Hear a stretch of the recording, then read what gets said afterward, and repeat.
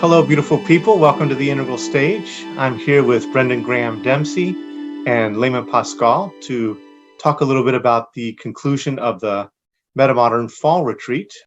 Viewers of the Integral Stage might remember we did something like this after the Spring Retreat. I was able to be present for that, and that was a wonderful event. And now Layman and Brendan have just returned from a follow-up event again at Sky Meadow Retreat for this fall, and I wanted to just check in with them, see how it went, and get the download. So yeah, welcome to both of you, and I'd love to hear just first a kind of narrative overview of your experience of the retreat. You want to start, Brendan, as the holder of the physical space?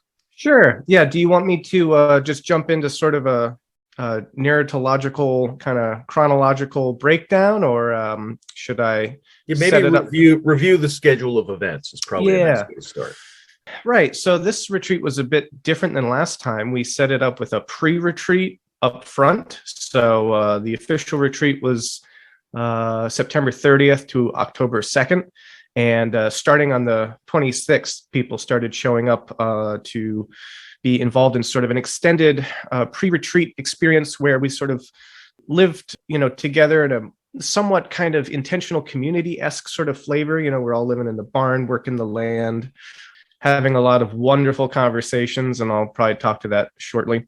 So that was different and really kind of special. So that led up to the retreat itself, which started on Friday.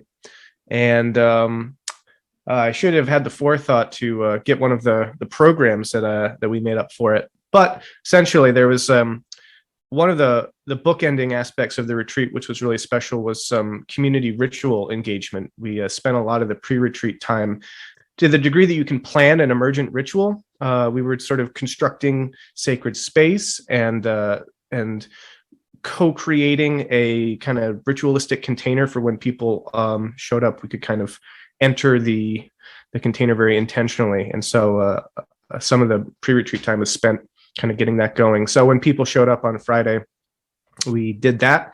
And that was a very special event. And I'll probably also speak about that in terms of my kind of recap of things that were really lovely for me. And then from that point on, we were sort of in the space. We had a lovely time on the hilltop, had a couple of fires over the weekend, but we were starting out Saturday with a meditation sit, as was sort of our custom throughout both the pre-retreat and the regular retreat. We would do a morning meditation sit for about half an hour in the morning at 9.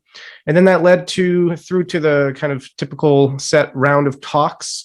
Again, like last time, Layman had held the space very well and fluidly, so allowed for things to sort of breathe. If we were kind of getting into some really great conversation, or there was this particular vibe that just seemed like it wanted to keep going, then it did.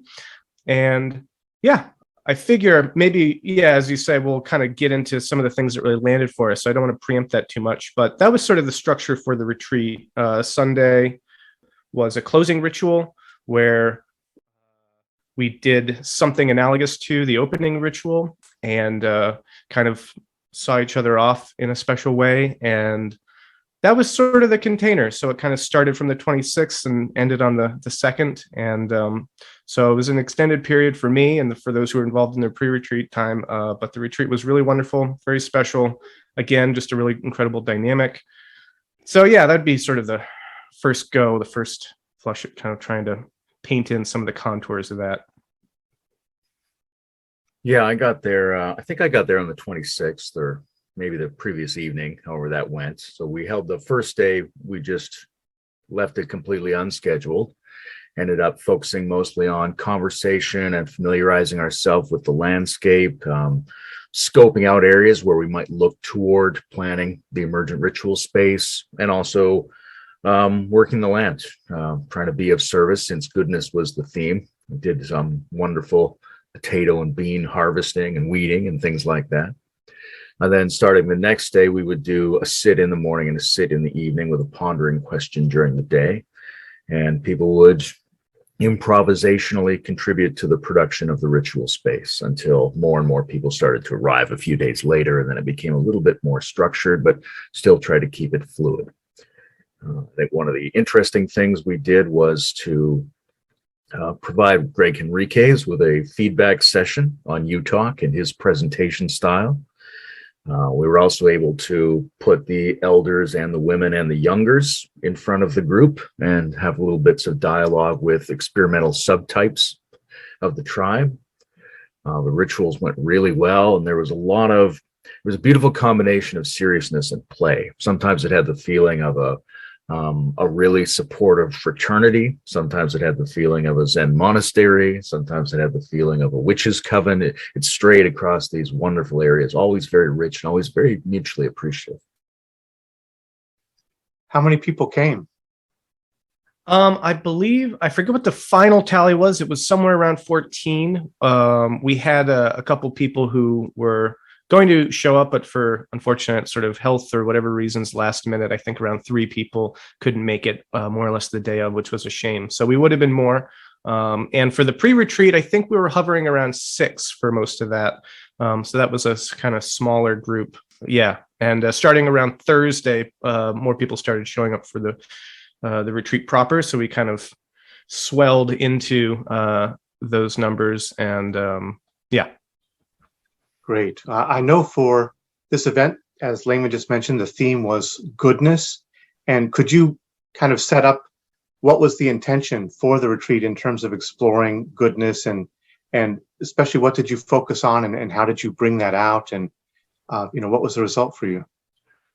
Yeah, it's an interesting theme because it really puts you in front of the metamodern spirituality question per se, which is how do you be both sincere and ironic with all of this material? And goodness is an excellent prompt for that, because it's something you do have to take seriously, and it is deep in us to be concerned about goodness. We don't want our more elaborate, more subtle forms of cognition to get in the way of that, but we also don't want to approach it in a naive fashion. We concentrated on Saturday very much on goodness. We tried to do some crowdsourcing of the discussion, a variety of practices. At one point, I had everyone go out and engage in imaginal conversations with the landscape, understanding that perhaps ecology is one of the sources of our understanding of goodness. But mostly, I framed it in terms of what I called the golden triangle, which was service, gratitude, and remorse as sort of 3 fundamental pillars of goodness. So we explored each of those a little bit. In the service aspect, a lot of that was actually being of service to each other in the property. Gratitude was, largely experienced in terms of responding to the goodness of each other and to the event. And then the open question of remorse and how we deal with compassion for suffering and regret for our actions, and building up the motivation to want to be better, though that was an ongoing conversation that wove through the event. Wonderful. Yeah, I'm glad you brought in that theme of remorse. We've been exploring that in some other contexts here too. And yeah, with postmodernism, of course, the focus on goodness and virtuous living becomes a little suspect, even naive seeming. So, Brendan, what would you say about it from a metamodern perspective? What's the reframing that virtue and goodness gets from a metamodern perspective? Yeah, I think as Layman was referring to, there's that challenge of naivete, and I think the postmodern element brings in the challenge of overly critical reflection that challenges the naivete and sort of just obliterates any of the earnest engagement. So as with the metamodern sensibility more broadly, I think it's sort of how do we hold both of these simultaneously in like a generative tension. The goodness aspect is something that is in many ways bound up with a lot of cultural inheritance and cultural kind of customs that we pick up on, that we sort of are constructed by, and we are shaped by expectations around goodness, societal goodness, and sort of various sorts of social conditioning that are say, all right, do this, you'll be a good boy or girl, or don't, then then you're a problem. And that form of goodness, I think we carry that around with us, but we also rightly sort of need to deconstruct that and sort of engage with it autonomously and critically. Of course, the challenge there, right, is that once you kind of deconstruct something and criticize it, does everything just sort of fall to pieces, or can you sort of reconstruct not just a sense of what goodness might look like in a post-critical way, but also can we even fold back in some of those traditional ideas of goodness? So I think that the metamodern sensibility around these things is trying to do a lot in that vein. I loved some of the conversations that came up that Layman facilitated. They were very open-ended. It felt like we were kind of collectively thinking our way into these issues, and I think it raised a lot of important insights about this sort of a thing. I think it's important too to do this again, right? There's a way, as you say, that the postmodern critiques of these sorts of things can kind of foreclose the whole avenue of pursuing these topics in a ways of sort of, goodness, come on, like, what is this, and I think that an earnest re-engagement with the topics, an earnest trying to bring out from other people the kind of active engagement with our own inner conceptions of these things, and trying to language that in ways that work and that are resonant for us, while also simultaneously holding a lot of those tensions. We're not trying to just say, now we have a new vision of goodness, and isn't that so nice and clean, and we can all feel good about everything. It's really kind of thinking, a lot of this did come up too in these conversations.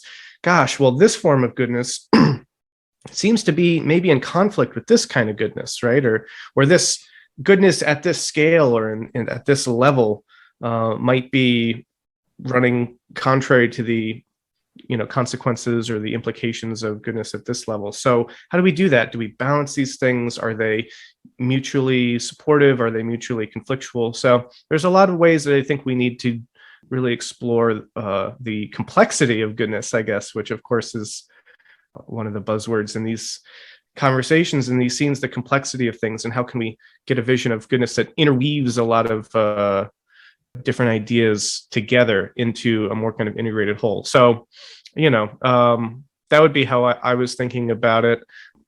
Yeah. I liked where Brendan said, as an example of the postmodern approach, like, goodness, what is this? Because one of the major differences, I think, with metamodernity is that it maintains the capacities of the postmodern scaffold around traditional human knowledge and narratives, but it flips the valence on that. So it's asking the same question, but it's asking it with sincere curiosity. Now you're like, goodness, what is this? Like, now we're intrigued to bring it back. And the way I saw that play out was there was a philosophical and an embodied and a cultural aspect to it.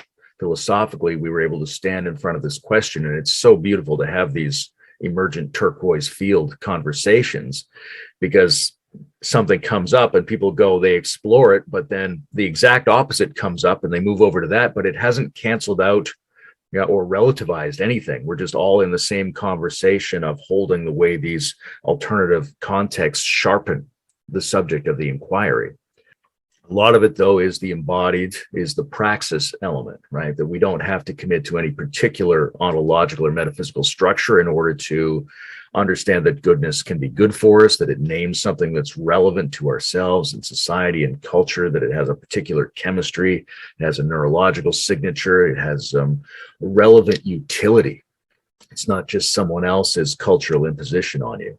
And then the third part is the social field, because one of the things that was so obvious is that we were experiencing each other as good together. We did all these fascinating exercises. One was a beautiful pre-retreat event where we started to characterize each other that sort of spawned into a deep multimedia presentation of our appreciations of each other's virtues, things like that. So harvesting our collective sense of intrinsic goodness and amplifying that was a big part of the project. Did you get into the perspective of goodness from Greg's U-Talk? Did you explore any U-Talk dimensions of goodness, and how did that show up? We did. We did a couple of things with Greg and his lovely new girlfriend, who was an excellent participant in the space. We did, first of all, what is goodness and integrity and worthiness inside the UTOC model, and how is that relevant to having an adequate model of human psychology going forward. And we also talked a little bit about the kind of mythologization and temple structure that they're building up, and kind of taking UTOC, and one version of it is going to be this idiosyncratically mythologized attempt to enact a goodness mandala. So that's fascinating as well. So you went into the retreat with some ideas about what you wanted to explore, and did anything come out afterwards that surprised you about goodness and the nature of goodness and the whole field that you went in there to till? I guess I can pick that one up. Yeah, there was a definite deepening of the field that I experienced, right? I mean, we did a retreat in the spring, and that was just so effortlessly magical and easy. And I felt with this retreat, we were really starting to be able to even kind of dig deeper, go into some next steps, allow ourselves to be a bit even more kind of expressive, open, vulnerable about some of the things that are part of our personal narratives that we're bringing to these sorts of things. So one of the things that came up for me were some areas of generative tension around not just notions of goodness per se, but I would say framing both goodness and ritual in terms of absolutistic terms versus engaging it, relativistically and post-relativistically, if that makes sense. So, we were exploring a lot of different ritual activities and ways of thinking about ritual, and ways of thinking about expressing goodness through ritual, etc.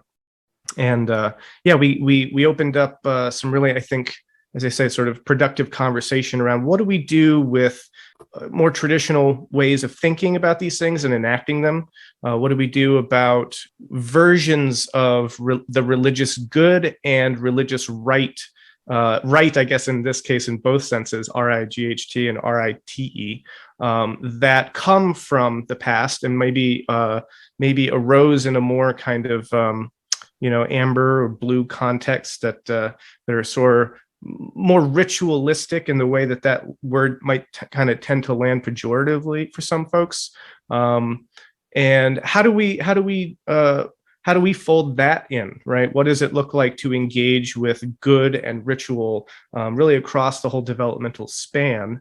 What are the potential dangers of all the different kinds of articulations of the good and articulations of or enactments of particular mythological ritualistic activities? How do we bring these things together in a way that is true to them, while at the same time acknowledging potential pitfalls, while at the same time, bringing in an even higher level perspective by being able to encapsulate all these. So we had some really, I think, fascinating discussion around that.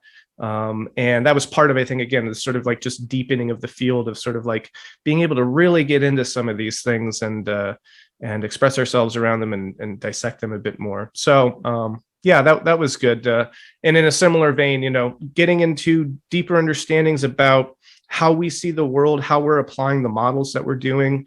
Sometimes those are done more idiosyncratically. Sometimes they're done, highly conceptually, rationally. Sometimes they're done more intuitively in an embodied way. So I had some fascinating conversations around thinking about developmental models and spiral dynamics and things like that from very different perspectives. And how loosely, how tightly do we hold these perspectives? How much do we view these framings as being sort of merely symbolic metaphors, and how much are they sort of absolutely intrinsically real in some way? And so again, this kind of tension, I think, that kept coming back for me around balancing that kind of absolutistic flavor around symbol and myth and ritual versus something more kind of pluralistic, something a little bit more flexible, and wanting to do honor to both of those orientations while also just allowing there to be those tensions. And so that was all some stuff that came up that I wasn't really expecting, but was really good, I think. I was intrigued by how much energy and optimism there still is around developmental stage models, right? There a lot of discussion, a lot of excitement, a lot of interest, a lot of feeling that they really have a future even after the critiques are brought in. To sit at a table where Greg Henriquez is bringing in his version and Tom Murray is there deeply immersed in the integral and the stages model. Zach Stein's at the table with his version, right? Brendan's just got a book on emergentism coming out. And then a lot of people who are entering the conversation space for the first time, right? They're podcast listeners or Facebook contributors or whatever it is. And they have partially generated models of their own that they don't have anybody to talk to about. And they're sitting at that same table and you can see them. Yes, yes, no, that's a little different than mine. People are fleshing out models still for development, and that's very exciting. I felt there was something about an emergent interest in holding the magical in a certain way that Scout Leader Wiley was certainly very strong in holding space for. She and I had a lot of great conversations around how do you use intuitive and symbolic processes to set up these kind of spaces and hold them in a way that's more metamodern. I think the degree of interest in that surprised me a little bit. And also the ability of the field to produce its own generative edge cases. Brendan's talking a little bit about the tensions. There were some very interesting things that I think were partly a result of the field that we spun up trying to deepen itself. So Jared was there, and Jared does this beautiful, classic Sufi Muslim multi-event prayer throughout the day. And so because a lot of the discussion was around integrating inner subsystems in the way that I view spirituality, we thought, okay, here's a mental, emotional, and physical process. Let's try it out. We all did it on this hilltop together. And it was very lovely, but it was also challenging to some of us, right? I wouldn't go so far as to say triggering, but some people are more sensitive to how conformist are we being or not, and how is metamodernity embrace form without losing individuality.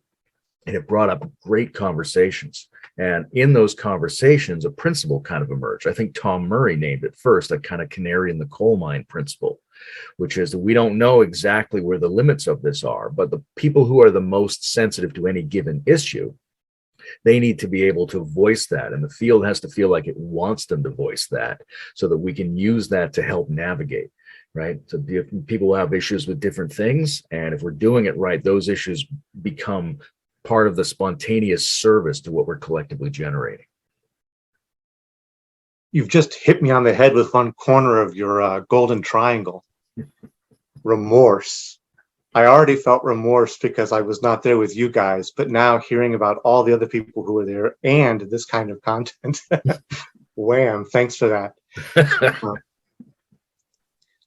So at the last event afterwards, you all talked about maybe wanting to experiment with form some. Layman, you talked about doing some anti-talks, and there was some talk about moving the space around a little bit to see what other areas of the property brought out, maybe working with different times or different forms. So did you do much experimentation like that? And could you say a little bit about that and how it went? Yeah, one of the most interesting things, and in terms of experimentally resacralizing reality, which was one of Scout's big themes, one of the things I brought into that conversation was the way that thoughts lead to manifestations. And when you track that, you get a different experience of your mundane reality because it's imbued with something like magic or something analogous to the will. So it was very interesting for Brendan and I to look around and go, oh, we said there should be more service, there should be more contact with the land, maybe we should have some more ritual, maybe some of the talks should be sourcing from the crowd, interviewing them rather than a person explaining their views. And all of that came to pass. So that was a remarkable thing to observe. And it kind of puts you in front of your own responsibility going forward, that if we thought that at the end of the last retreat, and here it is, so now we have to be good stewards of what we think into the future about this. Yeah, I think there were a couple instances where we kind of really leaned into that. And one of those moments was the reframing, the shuffling towards we moved towards the couch and had elders speak, as Layman was referring to earlier. We had sort of the oldest folks in the room speak to their ideas about things, their experience. We had the women speak and share and be able to do even some dialogue and sort of, pose questions, receive questions from the group, etc. I thought that was really special.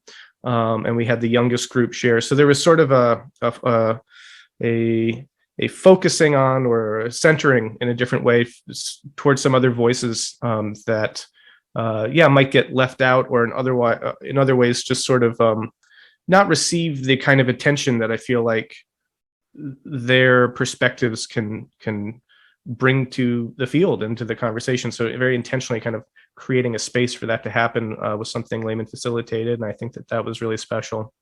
I think also it was just generally I felt more of this, there was more of a dialectic back between the speakers and the group. There was a lot of collective sense making, I guess you could say, going on in the space that did feel a lot more sort of democratized, for lack of a better term, but still held in a way that was very intentional and very kind of cultivated and intentional.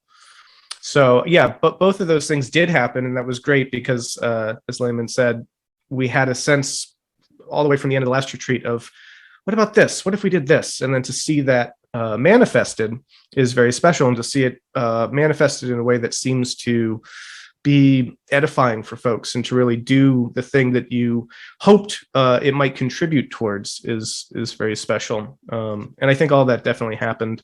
One of the things that came out for me around sort of that was when we got to the top of the hilltop, after our opening ritual, Tom Murray did a wonderful facilitation process that included thinking about what we'd just done in trying to narrate it in essentially mythic terms. I forget the exact prompt that he gave us, but that was sort of what it invited us to do, and that was both really fun and also very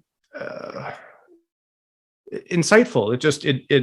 It showed me how the capacities of the group to engage this way and to toggle, into that mode and to hold that, to be playful with it, but also see what can come from that way of thinking when you're able to sacralize your experience to the language of myth and symbol and story.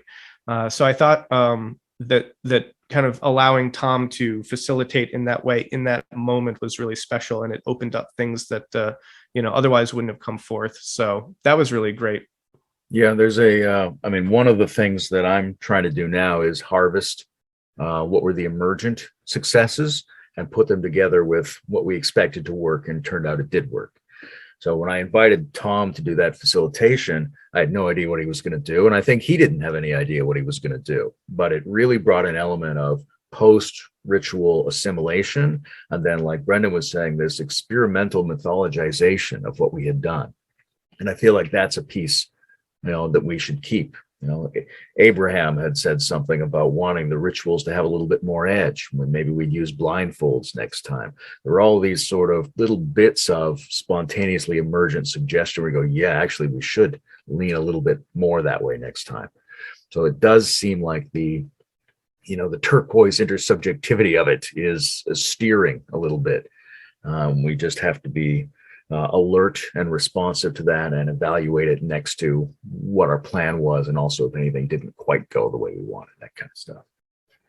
I also want to add that as somebody who's been involved in sort of generating a lot of intersubjective pop-up fields lately, there's this, I was saying this to Saya yesterday, there's a confusing heartbreak. Right, I'm going into and helping to generate a lot of these really super rich. You're like, this is the community, this is the space, and then it ends. And you go to another one and spin it up, and it ends. And so there's this recurrent pseudo heartbreak miasma that I'm living inside. It's very beautiful, but it's also very strange and painful to not be with these people right now.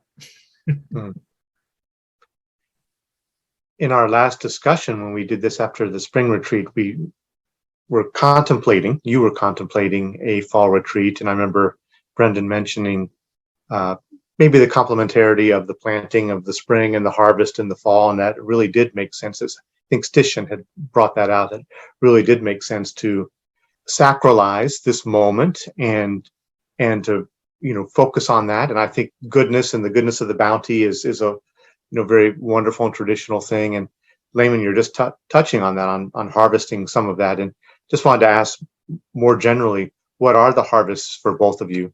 Anything beyond what you had already named, Layman, and whatever else you took out of this, Brendan?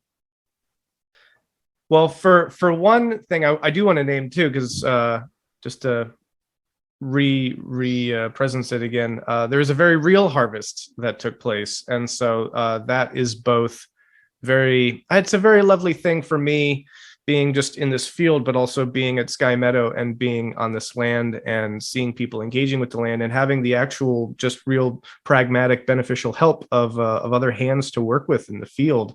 So I know that by harvest you meant something more metaphorical, and I can speak to that too. But I also wanted to just rename that because there was a moment during the pre-retreat. We were out weeding and we were all talking at like a great level of depth and engagement and refinement about ideas and spiritual activities and practices we can engage in while we were sort of engaging in this bodily activity of weeding and clearing out the garden, etc. And that just felt to me very much like this was almost exactly how I envisioned this kind of thing to go. And it was very, I don't know, kind of reaffirmed and confirmed my sense of how those sorts of dynamics can play out, where you've got simultaneously just something very pragmatic, grounded, earthy going on, but at the same time bringing in,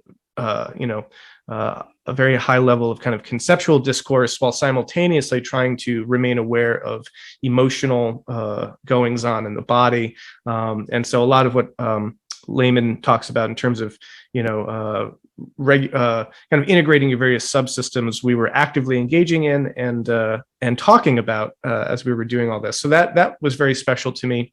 And to harvest the potatoes and to bring in the last bit of green beans, etc. That was all very special. So anyway, there was a real harvest.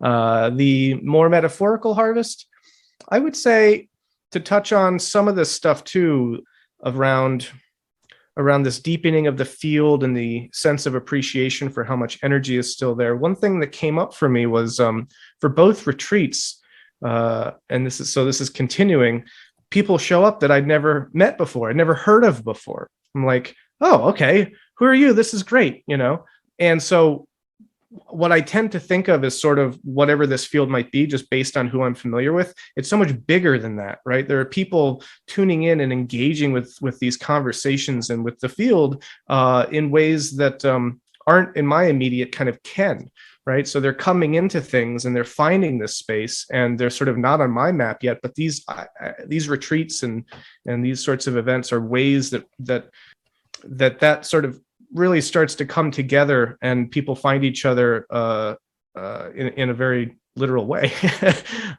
So the sense that the field is as I know it versus the field as it is that's out there was one thing that kind of came through for me. It was sort of this is really, there's a lot more going on here as well. I already named some of the deepening otherwise that we talked about, which was something that I kind of took away, that not only is this field bigger, it's kind of, there's more to bring out of it. It's a very fertile field. And I think just, that shared sense of, at the risk of sounding very cliche, I suppose, right? There's a goodness, there's a sense of really connecting with the people who show up in these spaces, and a sense of, this is the tribe, this is my tribe, these are my people, and I care about these people. Scout Wiley was here for about 6 weeks, and was part of the kind of residency thing here. So I really got to know Scout really well, and seeing Scout do all of the kind of homesteading work here with me, as well as then coming into the retreat space and seeing the way that Scout kind of just participated and brought things to that context was really special. And just starting to see like a real people that you'd got a sense of before are really starting to sort of fill out, in my vision, like all the levels, you just get to know people so much better. So that's been very lovely, and something I'm still harvesting and metabolizing, I guess, to mix a bunch of biological metaphors here. I could go on and on about the things I harvested from the retreat, but that's a little smattering, I guess. Yeah, that notion of getting to know people more deeply, that relates to one of the harvests I think is here, which is seeing people start to take on roles, right? They're showing up with like an extra vividness that isn't just who they are as a person as you get to know them, although it is that. It's also what are they doing in the field? Are they an organ in this body of some kind, and not in any narrowly fixed way, but you are starting to see, and we're allowing to emerge some of the patterns. And one of the ways we did that was trying to get different subgroups up on the couch, as we said. But it's also clear that Scout performs a different role than Greg performs, right? Brendan's hosting the event, and I'm sort of out front talking and leading practices, things like that. So there is this organic differentiation of tasks coming about, which is really interesting to see. I think I'm taking some of that forward. One of the literal harvests will turn out to be Darius's photos once we see all of those. He's a very good photographer and took a lot of pictures. He sent me one last night of me shirtless on a table with a wreath of greenery as some kind of a Commander Dionysus giving the pep talk before we did the ritual. That was disturbingly charming to see. I think there's a lot from the appreciation session that we did with the pre-retreat group that will end up staying with those people, right? We had people give each other feedback, and it's from people who you trust in the field, and you also really highly regard their perceptiveness. So when they show you something or tell you something about yourself, and it also nails the virtues that you think and hope that you're working on, that's very powerful. It's very difficult even to receive compliments that have that kind of integrity in your own experience. And it kind of convicts you, like, I have been trying to be that, and this person sees that and likes that about me. I'm going to have to try even harder to be that thing, but in the right kind of way. So I think we're everybody who was in that session will take something away from that. Ideas coming up, germinating. You know, Abraham's interest in creating crossovers between these networks and the Burning Man communities. I think there's a future for that. I think Stishin's model, if he puts a little bit more work into it and gets a little bit more feedback from people, could be a really interesting complementary developmental approach. What else? I think that just the sheer deepness and diversity of the relational approach to things stands out for me. When we did the first ritual, part of it was improvisational toning and chanting to see if we could get some kind of emergent synchronization as we performed the last leg of the processional. But on the way back at the end, on the final day when we came down, we were doing some chanting, and I realized I'd been in error. I'd been focusing on my chant and trying to hear the other humans, and I hadn't been using my toning to connect with memory and the land and the forces around me. I hadn't been using it relationally enough. And that seemed to be the overall message of the event, is to really, really push that relational principle as deeply as we can get it. Beautiful. Yeah, one of the threads that keeps coming up through both of your discussions is this ritual element that was present at the retreat. And I just want to kind of highlight that and pull that out. Could you say a little bit more just about the theme of ritual that ran through the retreat and what kind of things you did? Sure. There was, first of all, a lot of discussion around it. Obviously, with Greg's work in ritualizing U-Talk, Tom was very interested in discussing ritual. There's a lot of open, free conversation, particularly in the evenings, around what are the principles of ritual and symbolism. But what we ended up doing for the opening was to move in a relaxed processional down to this willow tree that Scout had named Sexy Grandmother. We all took something from that, a branch or a leaf, and then we moved through the fields together, and we deposited them as we entered through the stone and sticks that ritually augmented the entrance to the forest. And then as you move through the forest, you start to narrow into a more organic processional. We went further in, and each of these pieces had been sort of improvised by some member of the pre-group. So those were great opportunities to watch each other and speak to each other, but everybody was allowed to exploratorily attune what they were doing. So then the procession came to, and it's dark now. We're doing this at dusk. So you're in the forest, it's becoming dark. We get to this little area that I spent a day making called the Green Realm, which was moss-covered rocks and ferns that I had transported in this little nook with this wall of discarded sticks.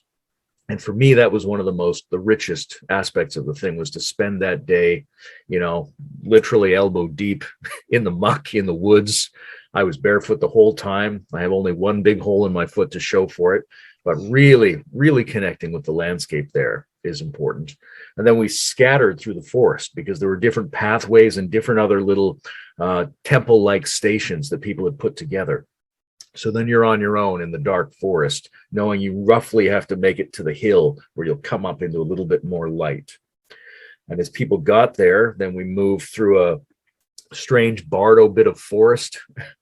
I think that Ethan and Darius had put together arrangements of different sticks and logs. And then we passed into the dance pavilion where Brendan had arranged some sacred music, fire, candles. We circled in there. And then the men took candles. So we decided to do more experimental, pseudo gender polarization to see what effect that has. And we circled up around the pond where the women took chalices of water. And then there was the more formal processional with Scout at the front, going down the pathways around the hill, spaced out appropriately and doing this spontaneous chanting to see if it would synchronize.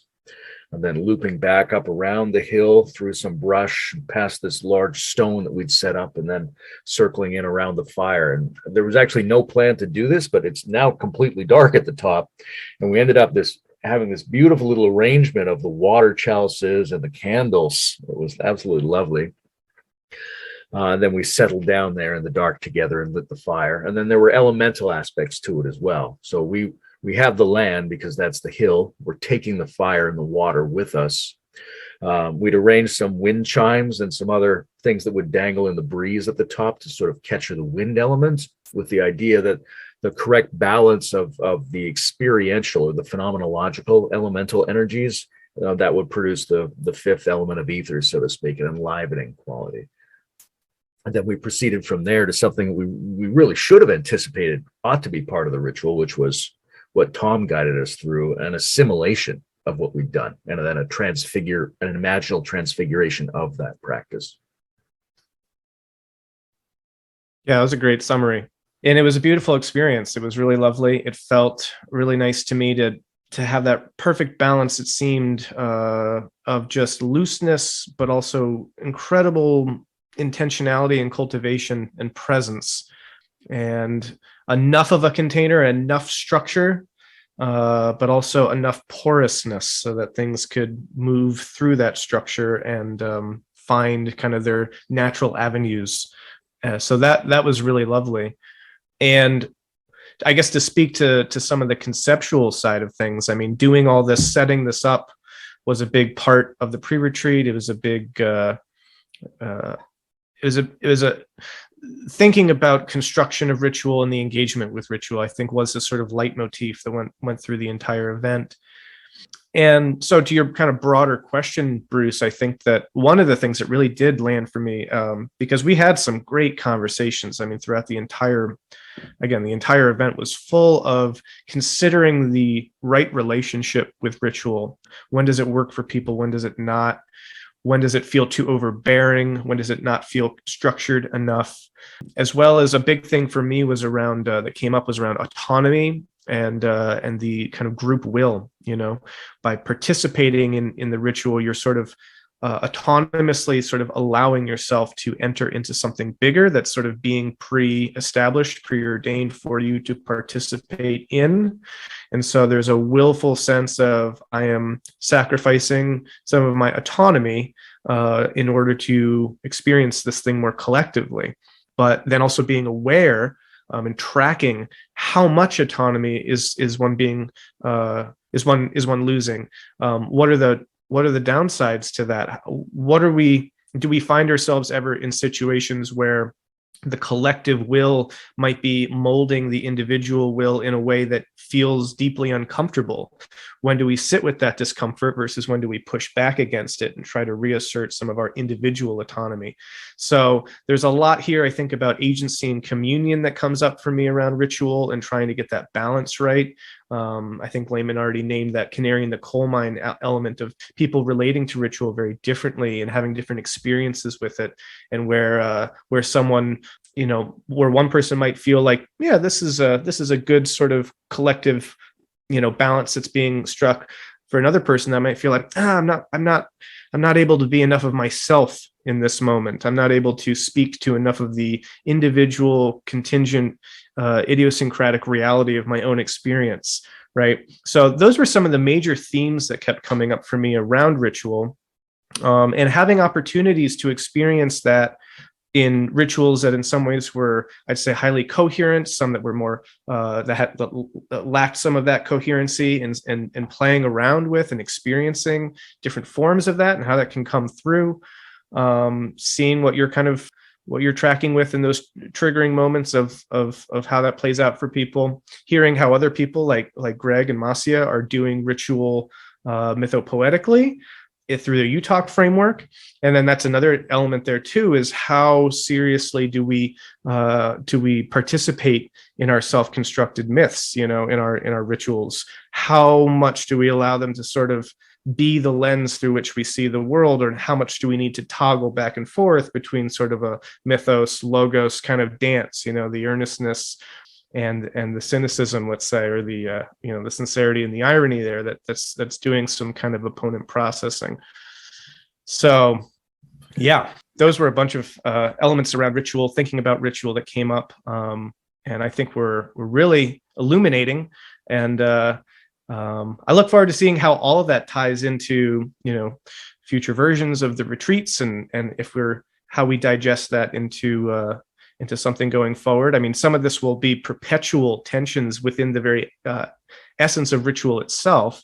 Other things can be more or less skillfully navigated to try to, once you've sort of foregrounded some of these issues, then how do you bring all that integrated into the most kind of skillful and successful versions of ritual enactment? So, yeah.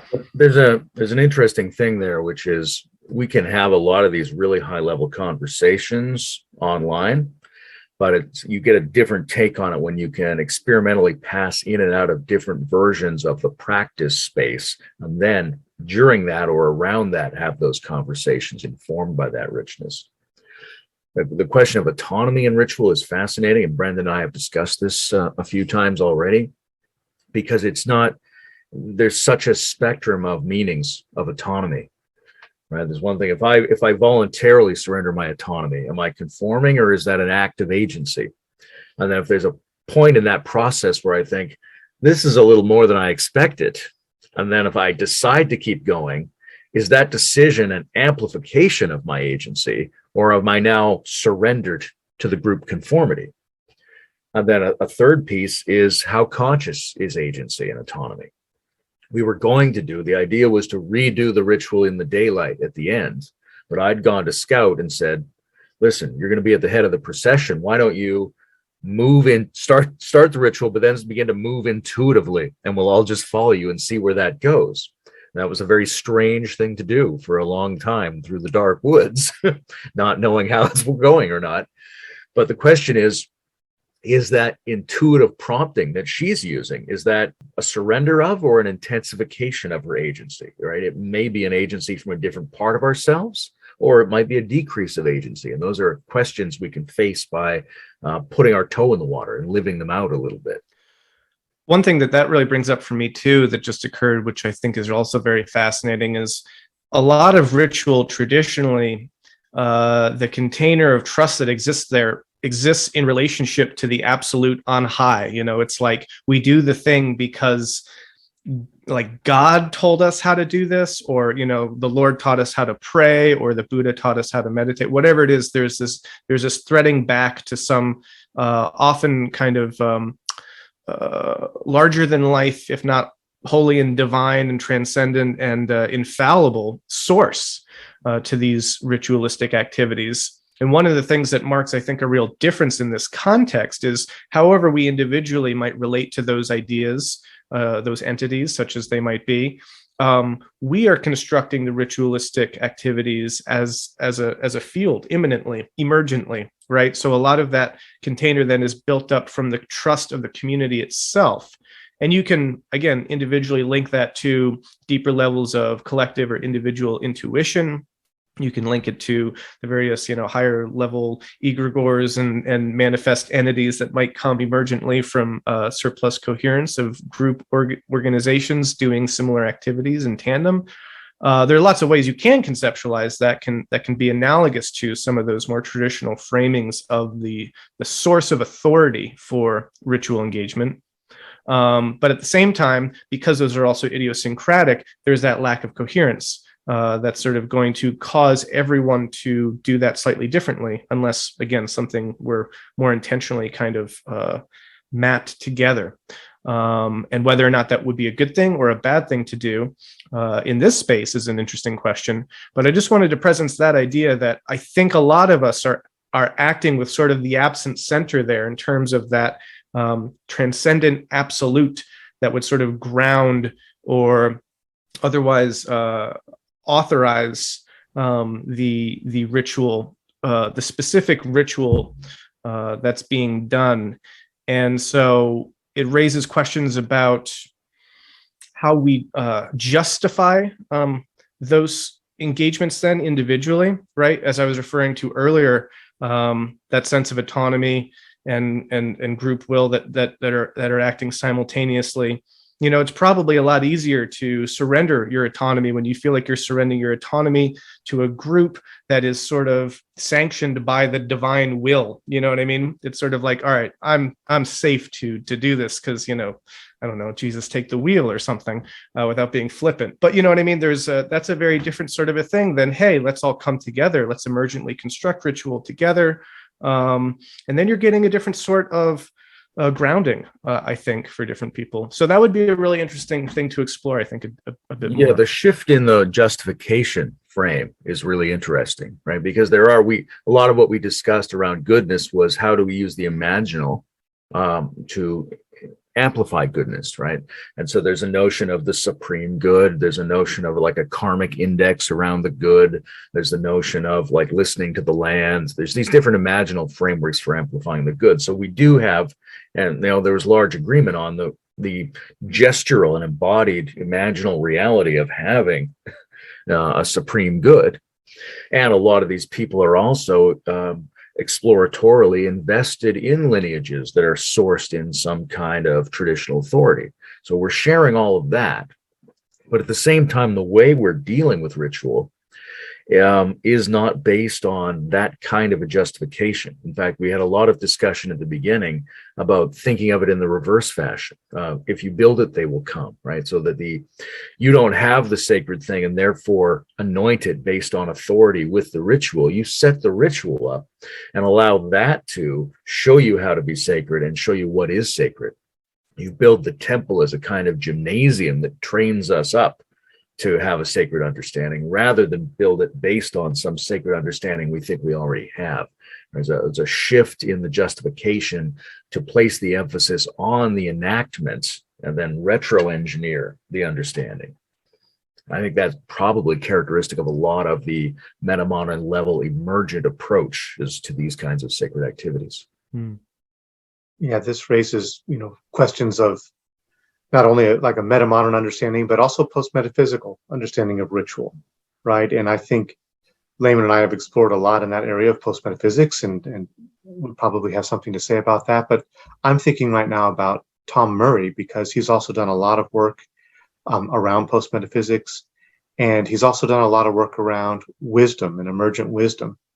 And so I'm just naming that and maybe giving a seed for something in the future. But that's what I want to ask about is, what are you looking towards next? What do you want to realize next in an upcoming retreat if you're planning another one? And any themes or emergent, patterns or rituals or other things that you want to explore going forward? Yeah, I think that these two retreats have essentially completely exhausted all that could possibly be explored in the field. So I don't think that's going to be necessary. No. Okay. Good job. Let's call it a day. It's a great question. I think Layman and I will be talking about this before long, as we think together about what future retreats will look like, specifically the next retreat. I know, Layman, you were already around some conversations and asking people for some input, and so I think you might have some clearer sense of what was the field itself was looking for. I think some of these things are perennial. I'd like to keep exploring them. Something that came up even just for me in this conversation was, what if you were to engage intentionally in ritualistic activity by entering into specific sort of developmental sensibilities and modes very intentionally. Let's do an absolutistic ritual, but let's really do it, right? And see what that really looks like, if that makes sense. One of the things that came up that I thought was also very fascinating was thinking about goodness and ritual developmentally when one's experience with certain forms might be, I mean, we all have our experience, and so we're all limited also by that experience. We all coming to, say, traditional absolutistic forms of goodness or ritual might be something we can do a little easier because we don't have prior experiences by seeing what that really, I don't want to say really, because that can instantiate in many different ways, but what that looks like, let's say at like a fundamentalist level, let's say. And so then it's a bit easier to integrate that, right? But I feel like it might be really helpful to have people who have some really deep experience with religious activities from their own background that are engaging at those different levels. Like there's a very different way that ritual looks in a kind of Pentecostal fundamentalist charismatic church than, say, a kind of postmodern let's all hang out and kind of light some candles together, feel some energy, play some wooey music, and feel good. And I don't mean to even necessarily disparage either one of those modes. I guess my point is, what if we do those very intentionally, enter into those and inhabit those modes very intentionally, and track how ritual and myth and things like that do that, but to do it in a really embodied way would be fascinating. We read all these very things. Intriguing, Brendan. Yeah. Like the idea of building in the developmental spectrum and inhabiting it as phases of the ritual. We should definitely consider that. Yeah. Now, it depends whether you're going to be at the one in the spring, Bruce, because I remember last time Greg had suggested we might do a temple-like instantiation of some of your mountain ideas. But we wouldn't want to do that unless you were definitely going to be there. I think Abraham's notion of having some blindfolds and a little bit more challenging disorientation involved is a good idea. One of the discussions we had was to maybe make breath work into the theme next time and have it be an embodied theme rather than a conceptual theme, although there'd be many jumping off points for discourse. I think we want to bring up the level of the embodiment, especially because we know there's going to be really intense high-level cognitive discourse spontaneously arising. And in terms of that, I would like to be a little bit more intentional in arranging spaces for conversations to happen. Try to break up some of the larger discussion groups to make sure everybody's getting into something really deep with each other. And trying to range even further around the property in terms of the main events. I think the sittings and the pondering questions at the beginning and the end of the day are a really good container and gave a kind of crispness to our enactments. And like I said, one of the most pleasurable and interesting things for me was building out an improvisational sacred space that, quasi-organic, quasi-structural in the forest. And there's so much land there that I'd like people to sort of push further into making nooks and niches that have different flavors, and then those will be absorbed back into the logic of the ritual, right? The pilgrimage route changes if people start to build really interesting areas that it has to take into account. So I'm looking forward to that as well. We're almost at an hour now. Is there anything else that either of you haven't said yet about the experience that you'd like to share? Not so much. I think I'm also looking forward to bringing in some other frameworks and ideas and voices. I think that I'm finding more and more people in this field, and a lot of what Layman and I have also been talking about is, how do we round this out with some other perspectives? And so many people are doing fascinating work, and that itself can be a huge kind of factor in what winds up emerging. If someone has leads a discussion on the particular thing that they're doing, and that can range very much in this sort of field. So that could have a huge impact. But yeah, so I'm looking out into the field, and excited to see who else winds up kind of inhabiting the space with us, and how their presence then shifts the energy and leads to new things. So that's an ongoing thing. Yeah, one of the things we did this time that I called the Metamodern Focus Group was to have everyone talk to Greg about how UTalk lands with them, what they like, what they're not sure about, how they might want it to be different, all that kind of stuff. And I think that's a really powerful possibility, that we could do this with other people who have fairly well elaborated presentations of their ideas and communications, that it could be a service that this kind of field provides to the larger emerging overlapping fields. Yeah, I'd also like to thank Erin as the silent additional retreat member. She was lovely and wonderful and helped us to get fed. For sure, and I will pass that along. If she's not watching, in which case, hi, Erin. Hi, Erin.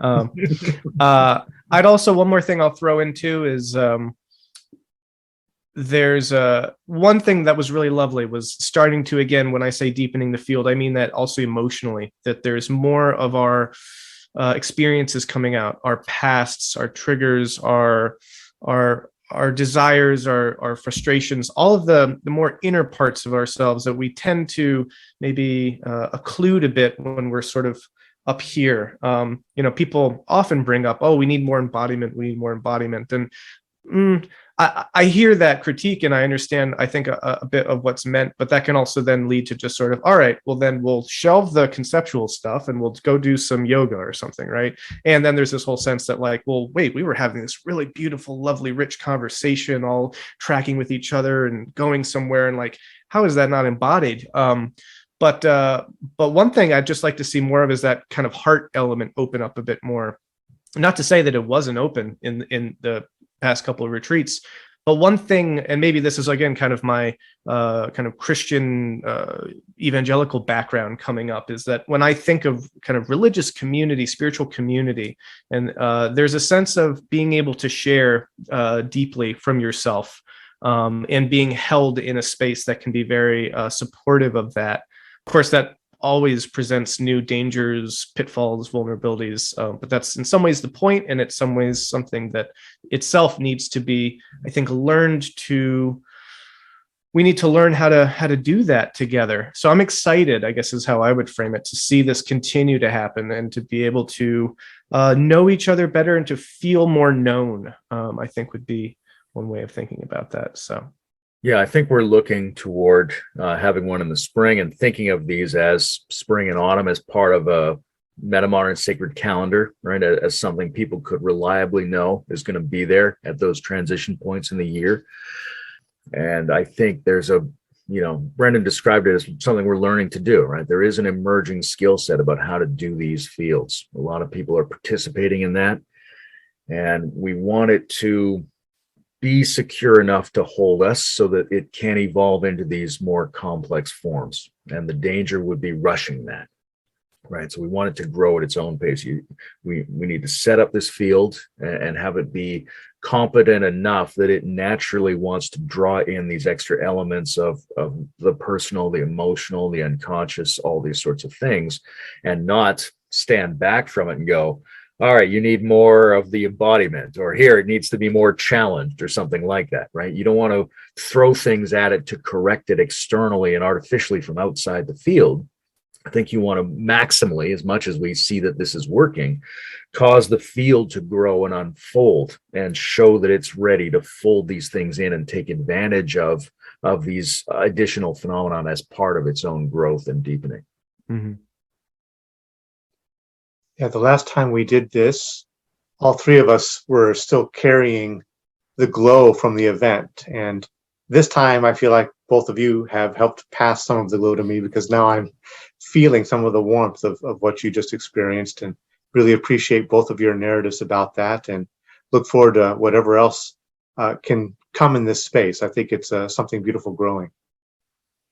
Thank you. Thanks both for being here. Yeah, and I would just say to you, thanks for doing this. This is itself becoming something of a ritual, and something that we're doing is these kinds of debriefs on the integral stage, which is really helpful for me personally to help kind of digest some of this. So thank you, Bruce, for also participating in this. And thank you, Layman, so much for all that you did over this event. It was really magical and special, and always greatly appreciative, grateful, and impressed by how you're able to so competently do what you do. So thanks again for all that.